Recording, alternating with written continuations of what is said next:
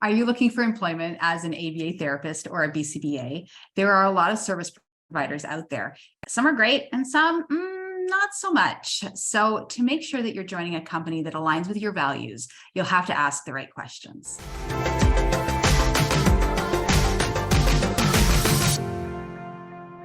Hi, I'm Shira. And I'm Shayna. We're behavior analysts that create weekly content about how to teach kids with autism so that they make real progress.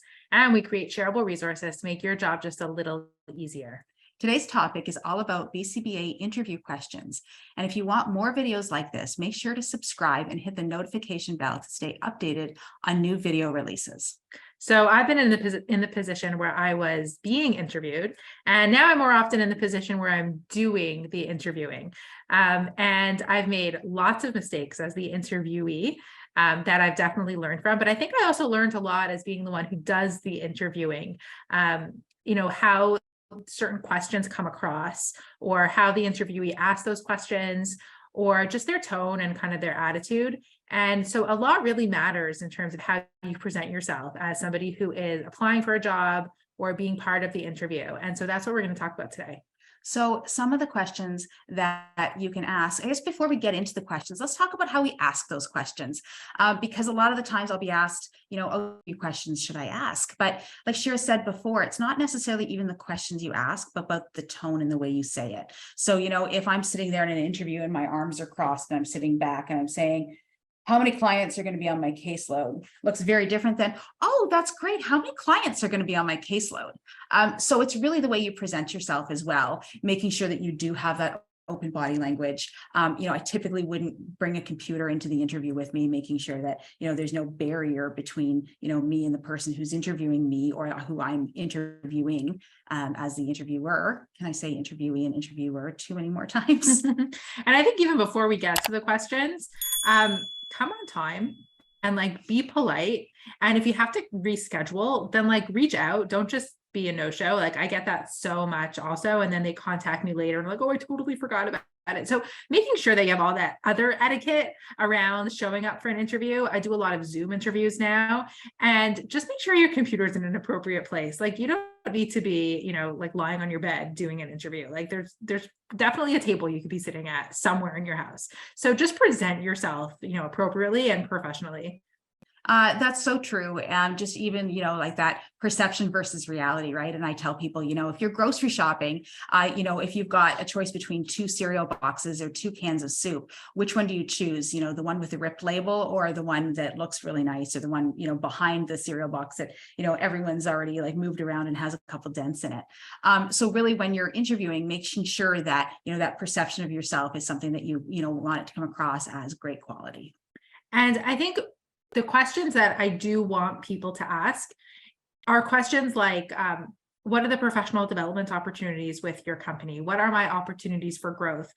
But in asking those questions, also being cognizant of the timing. So sometimes it might come across as, after we had several conversations, only now are you asking about growth opportunities? So making sure that you're asking them in a timely manner and in a time where you were asked if you have any questions, and not coming across as, inappropriate. So asking about what are the opportunities, how much can I learn, how often am I able to attend professional development opportunities, things like that, I think are great questions that I want to hear. And, it's really nice. I was told one time in an interview that you're interviewing the company just as much as they're interviewing you. So it's not only, well, what can I do for your company, but also what can your company do for me? But just making sure that you're asking those questions in a better way than, well, what can your company do for me? Well, not about what can I add to your organization, but what do I want out of this, this interaction here? So just making sure that it comes across more politely. Right. I often get asked about the caseload. I think it's an interesting question. It really depends on the type of role that you're applying for, and the type of agency or place that you'll be working. Where I work, it's not as relevant. So for someone who's really focusing on the caseload, it doesn't come across well, but I understand where they're coming from and just wanting to know what the hours are. Those are important questions. How many families they'll be servicing. What's also important to know as a BCBA is how many RBTs will be working under you. I think that that's a very valid question, maybe more than the clients, because if you're supervising, 3 full-time RBTs, that kind of equates to a certain amount of hours of client time. So that's a good measure, is asking how many RBTs you'll be supervising. Also looking at how much supervision you'll be getting. So, if you are the supervisor, how much interaction do you have with, the person, who's ahead of you, with the boss? How much time do you have with each supervisee? Making sure that, it's something that, you strive for, and that you're not just left on your own to do your own thing without any supervision whatsoever. Another good thing to know is, what's the expectation for like after hours and weekends? Are you expected to respond to emails, to phone calls? Are you expected to work some overtime sometimes? What's, holidays look like? That's a good question. Another good one is asking about the turnover rate. I think that would give you a really good insight into how long people stay, how much they like working for this company. Sometimes it's a good measure, sometimes it's not, but it's a good thing to ask. Absolutely. Another really great question is, how do you ensure the quality of care for your clients? And that's a nice one because it's really open-ended. It leaves people to answer in so many different ways.